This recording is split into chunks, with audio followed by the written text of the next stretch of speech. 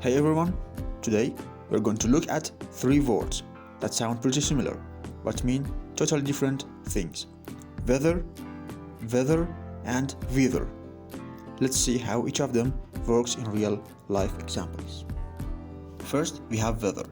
Weather is a noun that means the condition of the air around us, like rain, sunshine, wind, or snow. For example, how the weather is going to be today. Or, games are sometimes cancelled because of bad weather. It also can have another meaning, which means endure or survive or come through a difficult situation. For example, the country weathered difficult situation due to recession. Next, we have weather. This one is a conjunction used when you are talking about choices or possibilities, alright? For example, first one, I can decide whether to go or stay home.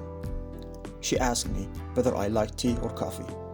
It also has another function when you are talking about something which is definitely happening in the future or should definitely happen in the future. For example, whether you like it or not, you have to do your homework. It means you have to do your homework no matter what. In another way, we can say, one way or another, you should do your homework.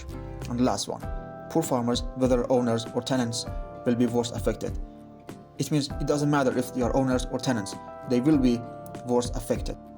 And finally, we have wither, which is a verb that means to dry up, shrink, lose life, become weaker or less successful. For example, the flowers withered because I forgot to water them. The leaves withered in the hot sun. His confidence withered after he failed the exam. And finally, the company's reputation withered after the scandal. If you enjoyed this video, don't forget to like, comment, and subscribe for more videos. Thank you.